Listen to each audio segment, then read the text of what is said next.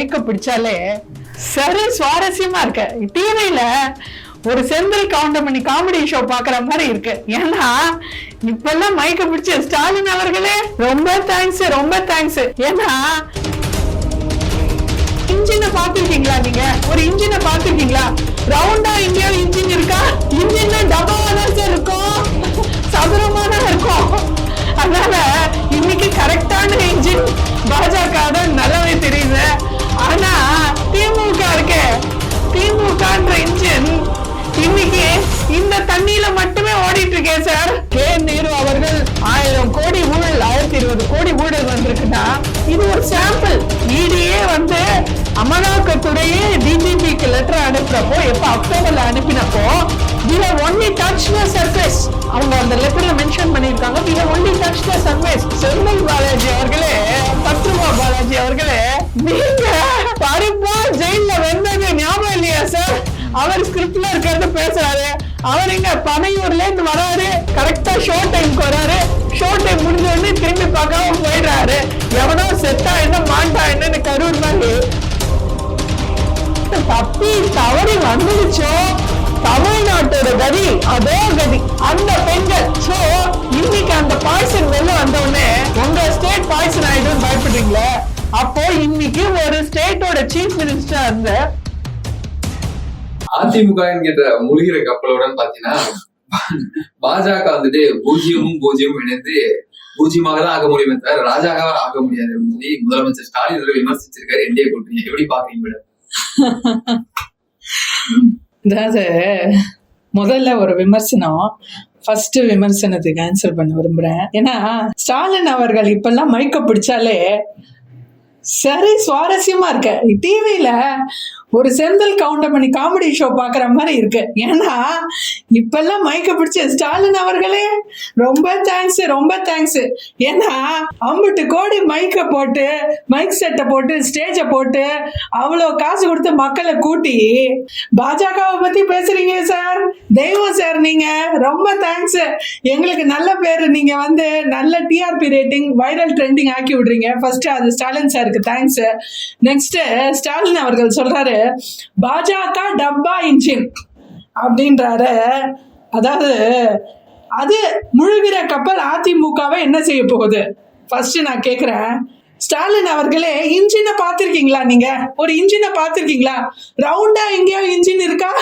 இன்ஜின்னா டப்பாவா தான் சார் இருக்கும், சதுரமா தான் இருக்கும். அதனால இன்னைக்கு கரெக்டான இன்ஜின் பாஜக தான் நல்லாவே தெரியுது. ஆனா திமுக இருக்கே, திமுகன்ற இன்ஜின் இன்னைக்கு இந்த தண்ணியில மட்டுமே ஓடிட்டு இருக்கேன் சார். அது நல்லா இருக்கா? அதுதான் முழுகிற இன்ஜின், அதுதான் இன்னைக்கு முழுகிற கப்பல். அட்லீஸ்ட் அதிமுக ஒரு கப்பல் மாதிரின்னு ஒத்துட்டாரு பாருங்க. அதுக்கு ரொம்ப தேங்க்ஸ், டபுள் தேங்க்ஸ். அதிமுக மிகப்பெரிய கப்பல். ஆமா, இன்னைக்கு அதிமுக மட்டும் முழுக வைக்கல ஸ்டாலின் அவர்கள். உங்க ஆட்சியில சார் நீங்க தமிழ்நாட்டையும் முழுக வச்சிட்டீங்களே. 5.5 லட்சம் கோடி நிதி கடன்ல, நிதி நெருக்கடியில மக்களை ஆழ்த்தி இவ்வளவு பல லட்சம் கோடி சுருட்டி ஒரு மந்திரியா சேர்ந்து இன்னைக்கு மக்களையே முழுக வச்சிட்டீங்களே. அதிமுக என்ன, எல்லாரும் சேர்ந்துதான் சார் முழுகிட்டு இருக்கோம் உங்க ஆட்சியில. அடுத்து இது சம, இன்னைக்கு மேக்ஸ் டீச்சரான மிஸ்டர் ஸ்டாலின் அவர்களே welcome. Good morning miss teacher. Good morning mister teacher. இன்னைக்கு அவர் சொல்றாரு பூஜ்ஜியமும் பூஜ்ஜியமா தான் ஆகும், ராஜ்யம் ஆகாதுன்றாரு. நான் சொல்றேன் ஸ்டாலின் அவர்களே, பூஜ்ஜியமோட வேல்யூ தெரியுமா ஸ்டாலின் அவர்களே? பூஜ்ஜியம்னா யார் கண்டுபிடிச்சது? ஃபர்ஸ்ட் யார் கண்டுபிடிச்சது? பூஜ்ஜியம். இன்னைக்கு zero is one of the biggest inventions that India has given to the world. இன்னைக்கு நம்பர் சிஸ்டம்ல ஜீரோ இல்லைன்னா ஒண்ணுமே இல்ல. இன்னைக்கு ஜீரோ இல்லைன்னா மத்த நம்பர்லாம் கவுந்துரும். அது தெரியுமா உங்களுக்கு? அதனால அவ்வளவு முக்கியத்துவம் எங்களுக்கு கொடுத்தீங்களே சார், சூப்பர், சான்ஸே இல்ல. திமுக ஆட்சி 7வது முறையாக இந்த முறை ஆட்சி அமைக்கும் அப்படின்னு ஒரே ஸ்டாலின் அவர்கள் பெருமையா சொல்றாரு மேடம். எப்படி பாக்குறது? பகல் கனவு. ஏன்னா இன்னைக்கு இந்த திருட்டு கூட்டம் திமுகவை பல லட்சம் கோடி ஊழல், இன்னைக்கு கே நேரு அவர்கள் 1000 கோடி ஊழல், 1020 கோடி ஊழல் வந்திருக்குன்னா இது ஒரு சாம்பிள். இடியே வந்து அமலாக்கத்துறையே டிஜிபிக்கு லெட்டர் அனுப்புறப்போ, எப்ப அக்டோபர்ல அனுப்பினப்போ we have only touched the surface. அவங்க அந்த லெட்டர்ல மென்ஷன் பண்ணியிருக்காங்க we have only touched the surface அப்படின்னா இது வெறும் நாங்க மேலதான் டச் பண்ணியிருக்கோம், இன்னும் ஆழமா போகல அப்படின்னு இருக்காங்க. அப்ப இந்த 1020 கோடின்றது வெறும் ஒரு சாம்பிள், வெறும் ஒரு பாக்கெட் மணி. அதனால பல லட்சம் கோடி சுருட்டினது போறோம் சார். நீங்க மக்கள் உங்களை தமிழ்நாட்டை விட்டு ஒரேடியா டாடா பாய் போய் காமிக்க போறாங்க. இப்போ 5000 ரூபாய் கொடுத்ததுனால மக்கள் எல்லாமே பெண்கள் வாக்கு எல்லாமே நமக்கு தான் கிடைக்க போகுது அப்படின்னு பெருமையோட இருக்காங்கல்ல திமுக, எப்படி பாக்குறது? அதாவது அண்ணாமலை அவர்கள் நேற்று கூட ஒரு ஸ்பீச்ல மென்ஷன் பண்ணியிருந்தாரு. அதாவது இந்த ஆக்சுவல் 5000 ரூபாவை நம்ம கூட்டி கழிச்சு பார்த்தோம்னா ஒரு 32 மாசம் பெண்களுக்கு இவங்க ஆட்சிக்கு வந்தப்புறம் நான் கையெழுத்து போடுற முதல் விஷயம் பெண்களுக்கு மாதம் 1000 ரூபாய், ரேஷன் கார்டுக்கு நிபந்தனையற்ற 1000 ரூபாய் ஒரு குடும்ப தலைவிக்குன்னு சொன்னவங்க 2.5 வருஷம் கழிச்சு முதல்ல கொஞ்சம் பேர் கொடுத்தாங்க, அப்புறம் யோசிச்சு கொடுக்க ஆரம்பிச்சாங்க. அதனால கிட்டத்தட்ட நம்ம ஆவரேஜா எடுத்தோம்னா இன்னைக்கு ஒரு தாய்மாருக்கு, ஒரு தமிழ்நாட்டை சேர்ந்த ஒரு பெண்ணுக்கு இன்னைக்கு இவங்க ஆட்சியில கிடைச்சிருக்க தொகுதி பாத்தீங்கன்னா கிடைச்சிருக்க தொகை பாத்தீங்கன்னா 32,000 தான். ஆனா ஆக்சுவலா 5 வருஷமா போட்டிருந்தாங்கன்னா 12 × 5 60,000 கிடைச்சிருக்கணும். சோ மீதி எங்க போச்சு? மீதி 28,000 எங்க போச்சு? 28,000 சொராண்டிட்டு வெறும் 5,000 ரூபாய் கொடுத்து லாலிபாப் கொடுக்கற மாதிரி, பச்சாக்கு குழந்தைக்கு லாலிபாப் கொடுக்கற மாதிரி இவர் நாடகம் நடக்க நினைக்கிறாரு. இதுக்கெல்லாம் தமிழ்நாடு அசராது. நாடகம் நடத்துறாரு, அசரா மாட்டீங்க அப்படின்னு சொல்றீங்க. ஆனா இந்த பக்கம் அதிமுக 10,000 ரூபாய் வச்சிருக்காங்க, மாசத்துக்கு 2,000 ரூபாய் நாங்களும் கொடுக்குறோம் அப்படின்னு ஒரு அறிவிப்பு கொடுத்துருக்காங்க. இதை எப்படி மக்கள் நம்ம எதிர்பார்க்கறீங்க?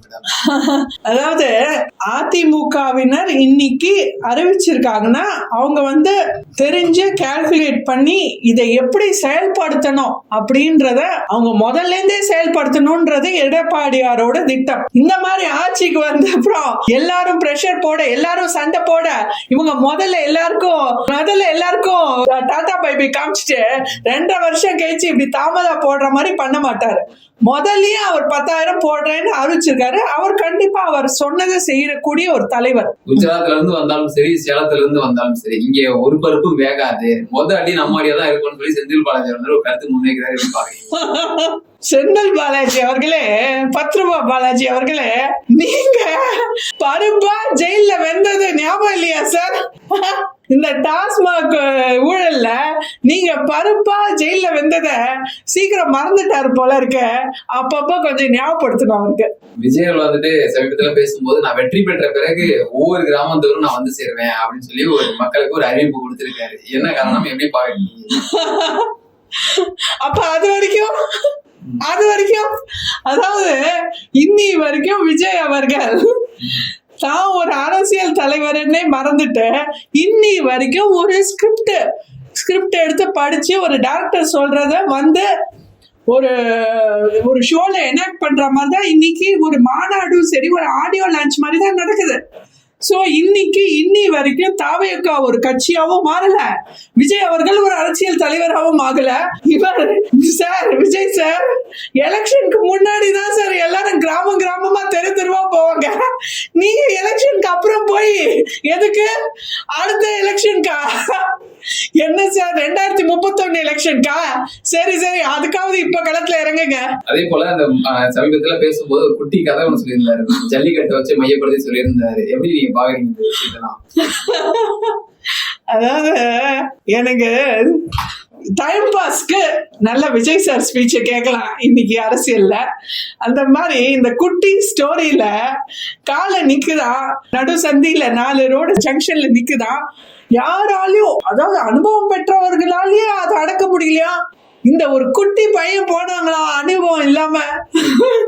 அதாவது இன்னைக்கு விஜய் சார் நீங்க ரொம்ப குட்டி பையன் தான், இன்னும் 18 வயசே தாண்டல, அதனால குட்டி பையன் போனாரா அது அனுபவம் இல்லாம பாக்கெட்ல இருந்து புல்கட்டை எடுத்தாரா, அத காலை காமிச்ச உடனே அப்படியே காலை பின்னாடியே குழந்தை மாதிரி வந்துருச்சான். அந்த புல்கட்டை என்ன சார், அவங்க ஜனநாயக படம் மாதிரி பிளாக் மணியா?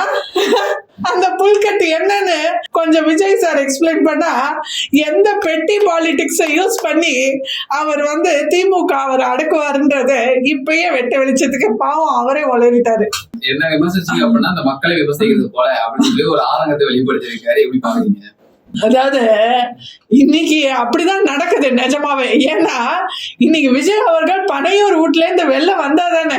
இன்னைக்கு விஜய் அவர்கள் பனையூர் வீட்ல இருந்து வெளியே வராதனால இன்னைக்கு மக்களோட கோவம் எல்லாம் தாவேக்கா மேல இருக்கிற கோவங்கள், தாவேக்கா மேல இருக்கிற அவங்களோட கம்ப்ளைண்ட் எல்லாம் பாவம் தாவேக்காவோட நிர்வாகிகள் மேலதான் போய் விழுது. அவங்க பனையூர் ஆபீஸ் நிர்வாகிகள் தான் ரொம்ப பாவங்க, ரொம்ப பாவம்.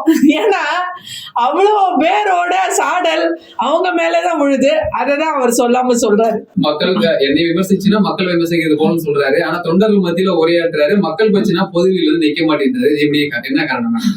ஏன்னா தொண்டர்கள் குவார்டர் கொடுத்தா வந்து சேருவாங்க, மக்கள் வந்து சேருவாங்களா விஜய் சார்? உங்க தொண்டரை வேணா நீங்க குவார்டர் கொடுத்து நீங்க கூட்டு வரலாம். அது கூட ஒரு பிரச்சனையா இருக்கு. நீங்க பாத்திருப்பீங்க போன வாட்டி நாகை மாநாடு நடந்தப்போ, நாகப்பட்டினம் மாநாடு நடந்தப்போ இவங்க வந்து கட்சியில குவார்டர் கொடுத்து தொண்டர்களை கூப்பிட்டு இருக்காங்க.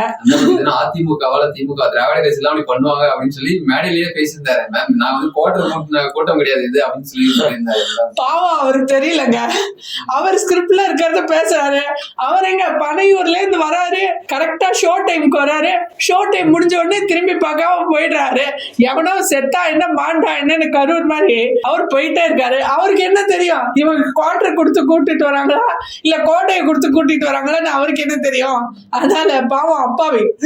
அதனால அந்த விஷயத்துல அவர் இன்னும் சின்ன பையன்தான். இன்னைக்கு அதாவது குவார்டர் கொடுத்து கூட்டிட்டு வந்திருக்காங்க. அந்த பில்ல இவங்க நிர்வாகிகள் வந்து மாநில தலைவர் கொடுக்கப்போ, மாவட்ட தலைவருக்கு கொடுக்கறப்போ அவர் வந்து ரொம்ப அவங்கள வந்து அபியூசிவா வயலண்டா, நான் உன் தலையில சீவிடுவேன் பாரு, உன் மூளைய வந்து நடு ரோட்ல போட்டு மெதிச்சிருவேன் பாரு அப்படின்னு பயங்கரமா, அதாவது இன்னும் தாவேக்கான்றது இன்னும் ஒரு எலெக்ஷன்ல கூட நிக்கல, ஒரு ஆட்சி அதிகாரமும் வரல. அப்பயே ஒரு சாதாரண ஒரு மாவட்ட தலைவர் தன்னோட கட்சியை சார்ந்த ஒத்தரையே இப்படி நடத்துறாருன்னா நாளைக்கு இவங்க கையில எல்லாம் ஒரு ஆட்சி அதிகாரம்னு தப்பி தவறி வந்துடுச்சோ தமிழ்நாட்டோட கதி அதோ கதி. வேண்டாம்பா, இந்த விஷ பரீட்சைக்கு தமிழர்கள் நிச்சயமா ரெடி இல்ல. தாவேக்காவே ஃபுல் க்ளோஸ். மாற்று சக்தியா நாங்க தான் வர போறோம், ஊழல ஆட்சி கொடுக்க போறோம் அப்படின்னு சொல்றாங்க பாருங்க. அதாவது இன்னைக்கு மாற்று சக்தியா இருக்க போறோம். அவங்க பேசுறதெல்லாம் பேசட்டும், நல்ல விஷயம் தான். ஏன்னா இது ஜனநாயகம். யார் வேணா கட்சி தொடங்கலாம், யார் வேணா மைக்க பிடிச்சு பேசலாம், நீங்க பேசுங்க. ஆனா களத்துல வேலை செய்யுங்களேயா. இன்னி வரைக்கும் விஜய் அவர்கள் எந்த விஷயத்துக்காக வீடியோ போட்டிருக்காரு? கரூர் சம்பவம் தன்னால நடந்த ஒரு பேராபத்துக்கு, ஒரு பேரிழப்புக்கு அவர் 10 நாள் கழிச்சு யோசிச்சு ஸ்கிரிப்ட ரெடி பண்ணி அவர் வீட்டுக்குள்ள உட்கார்ந்து ரெக்கார்ட் பண்ணி அனுப்பியிருக்காரு. விஜய் சார் இது நல்லா இருக்கா? நீங்க என்னைக்கு இது ஜனநாயகம் விஜய் சார். இது அரசாங்கம் இல்ல, ஒரு அரசாங்க ஆட்சி. நாங்க ஏற்கனவே பார்த்து தமிழ்நாடு இன்னைக்கு குழி தோண்டி பழிச்சிருக்கு. அது போற எங்களுக்கு இன்னொரு அரசர் தமிழ்நாட்டுக்கு வேண்டாம் விஜய் சார்.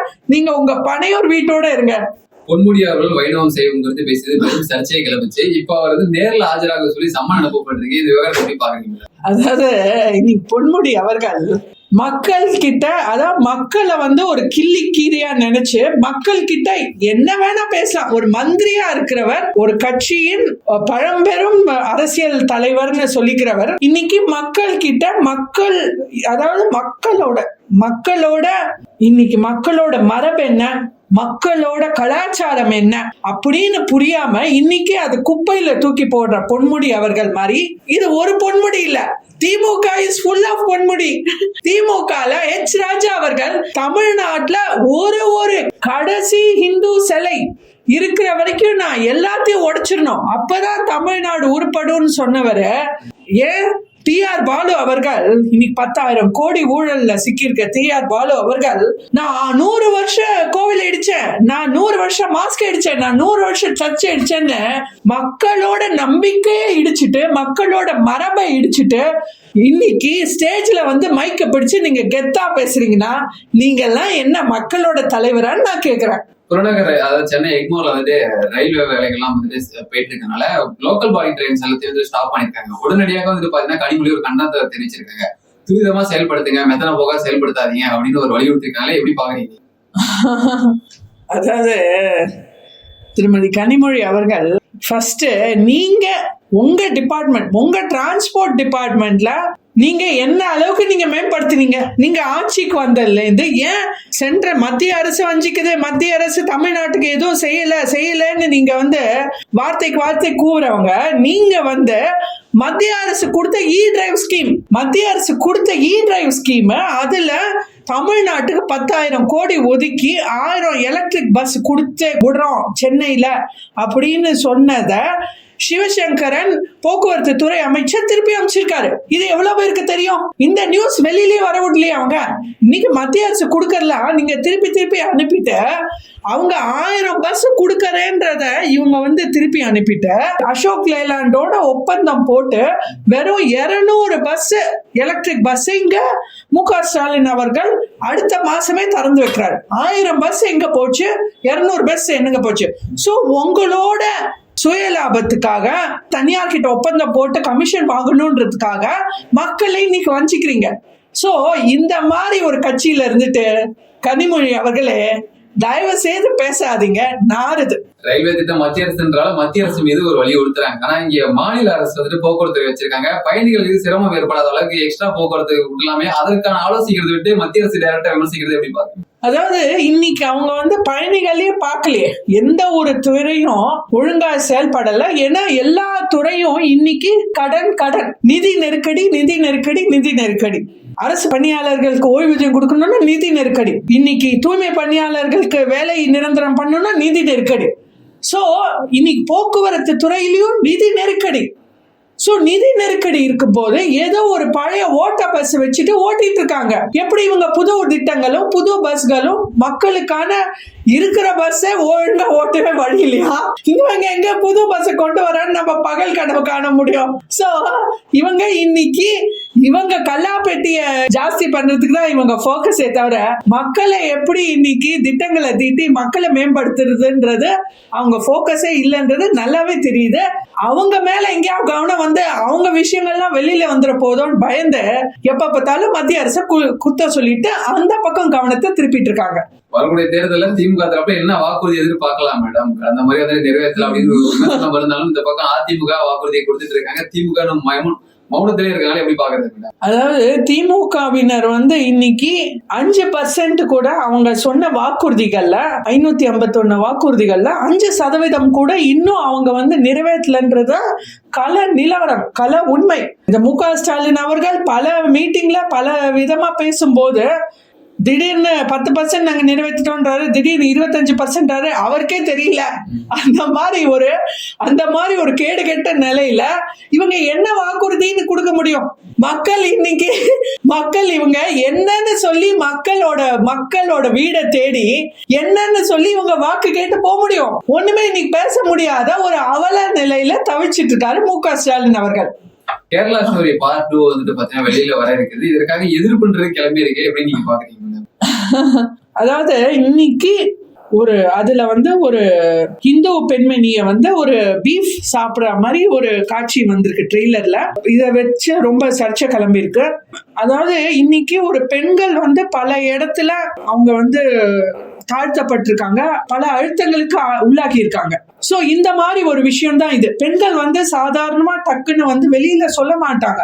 அதுவும் கேரளா மாதிரி ஒரு கம்யூனிஸ்ட் இடத்துல பெண்களால டக்குன்னு ஒரு விஷயத்த வெளியில வெளிப்படையா சொல்ல முடியாது. அத ஒரு படமா எடுத்து அதுல இன்ஃபேக்ட் இந்த படத்துல சம்பந்தப்பட்ட இது ஒரு ரியல் ஸ்டோரியா எடுத்திருக்காங்க. அது சம்பந்தப்பட்ட அந்த விக்டிம்ஸே பேசின அப்புறம் கூட இன்னும் பினராயி விஜயன் அவர்கள் கேரளா சீஃப் மினிஸ்டர் என்ன சொல்றாரு? இட்ஸ் a poisonous propaganda அப்படின்றாரு. சோ பினராயி விஜயன் சார் உங்களுக்கு பாய்சனஸ், ஏன்னா இவ்வளவு நாள் பாய்சன் அனுபவிச்சுட்டு இருந்தது அந்த பெண்கள். சோ இன்னைக்கு அந்த பாய்சன் வெளில வந்த உடனே உங்க ஸ்டேட் பாய்சன் ஆயிடும் பயப்படுறீங்களே. அப்போ இன்னைக்கு ஒரு ஸ்டேட்டோட சீஃப் மினிஸ்டரா அவரு இப்படி ஒரு விஷயம் நடக்குதா, நம்ம ஸ்டேட்ல இப்படி ஒரு கேவலமான விஷயம் நடக்குதா அப்படின்னு சொல்லி அட்ரஸ் பண்ணாம அதுக்கு ஆக்ஷன் எடுக்காம இட்ஸ் a poisonous propaganda சொல்லி விஷயத்தை அப்படியே மூடி மறைக்க நினைக்கிறாரு. இந்த மாதிரி ஒரு ஆட்சி தான், இந்த மாதிரி ஒரு கேடு கெட்ட ஆட்சி தான் கேரள மக்கள் இன்னைக்கு எதிர்த்து நிக்கணும், இது சரியான சபாஷ் சரியான போட்டின்ற மாதிரி இந்த Kerala story 2 really welcome that.